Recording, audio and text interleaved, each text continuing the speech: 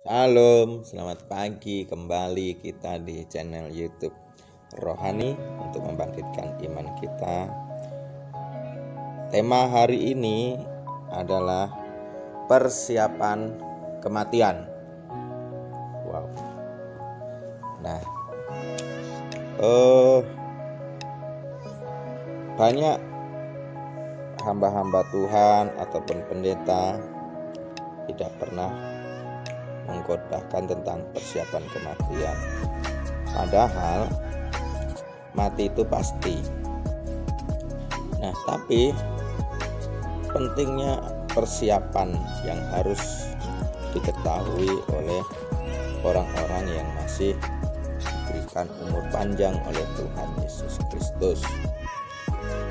Nah, kita ambil tema di dalam 1 Raja-Raja 2 ayat 1 sampai 12. Sebelumnya kita berdoa. Tuhan Yesus, terima kasih, berkati kami untuk kami mengerti tentang tema persiapan kematian. Kita baca pesan Daud yang terakhir sebelum meninggal. Ketika saat kematian, Daud mendekat. Ia berpesan kepada Salomo anaknya, "Aku ini akan menempuh jalan segala yang panah, maka kuatkanlah hatimu dan berlakulah seperti laki-laki. Lakukanlah kewajibanmu dengan setia terhadap Tuhan Allahmu, dan dengan hidup menurut jalan yang ditunjukkannya, dan dengan tetap mengikuti ketetapan, perintah, peraturan, dan ketetapannya seperti yang tertulis dalam hukum Musa, supaya engkau beruntung dalam segala yang kau lakukan dan segala yang kau tuju, dan supaya Tuhan menepati janji yang diucapkannya tentang aku, yakni jika anak-anakmu laki-laki tetap hidup menurut di hadapanku dengan setia, dengan segenap hati, dan dengan segenap jiwa, maka keturunanmu takkan putus dan dari tata kerajaan Israel." Wow. Nah, persiapan-persiapan apa? Di sini Daud berpesan kepada anaknya, yaitu kuatkan dan berlakulah seperti laki-laki. Jadi ini pertama, persiapan mental. Bagaimana mental orang-orang yang ditinggalkan, yang dikasih, yang disayangi ini, mentalnya bahwa percaya bersama Tuhan. Tuhan tetap memberikan kekuatan, penghiburan, dan berkat. Mentalnya harus dipersiapkan, baik yang ditinggalkan maupun juga yang akan meninggalkan. Terus di dalam ayat 3 dan ayat 4 di situ adalah persiapan rohani, ya. Lakukanlah kewajibanmu dengan setia terhadap Tuhan. Nah, nih persiapan rohani penting sekali, ya. Selain mental adalah kerohanian yang harus dipersiapkan, baik yang sudah meninggal, yang akan meninggal, maupun yang ditinggalkan di dunia ini. Kenapa kerohanian penting? Karena di situ Tuhan berperkara. Yang ketiga di situ kita baca ayat selanjutnya, dan lagi engkau pun mengetahui apa yang dilakukan kepadaku oleh Yoab anak Zeruya, dan yang dilakukan kepada kedua panglima Israel, yakni Abner, Ber, Abesa, Yeter.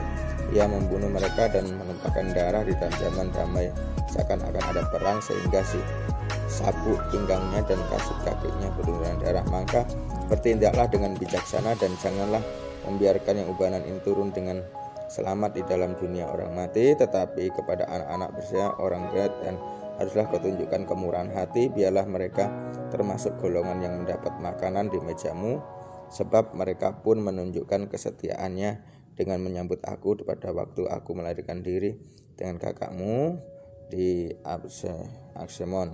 Nah, di sini adalah persiapan tentang masalah kebijaksanaan, dan ada makanan. Ini persiapan harta atau persiapan pekerjaan.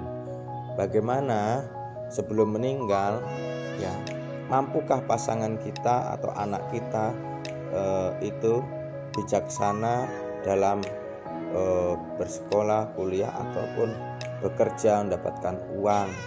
Nah, itu dipersiapkan sebelum mati, ya. Dipersiapkan sebelum mati, bukan setelah mati. Nah, ada 3 persiapan bagi orang yang mau meninggal. Persiapan kematian pertama mental, kedua persiapan rohani, yang ketiga adalah persiapan makanan bijaksana. Ini artinya tentang bekerja atau usaha atau melanjutkan kehidupan. Ini soal masalah mencari makan. Ini harus dipersiapkan sebelum kematian. Nah, itu ya firman Tuhan yang diambil dari 1 Raja-Raja 2 ayat 1 sampai ayat 6. Oke, kita tutup dengan doa. Terima kasih Bapa, Engkau Allah yang dahsyat dan luar biasa. Jadikan kami orang-orang yang hikmat, bijaksana, orang-orang yang diurapi Tuhan. Ya Tuhan, Engkau yang memberikan bimbingan, tuntunan, arahan menuju jalan-Mu yang lurus, yang benar, yang mulia. Terima kasih, mampukan segenap-Mu untuk mempersiapkan mental dan rohani, dan persiapan harta benda, pekerjaan, kebijaksanaan, makanan, ya Bapa, baik yang ditinggalkan maupun yang meninggal. Ya Tuhan Yesus, Engkau yang menuntun, membimbingnya. Terpujilah nama-Mu di dalam nama Yesus Kristus. Haleluya. Amin. Shalom.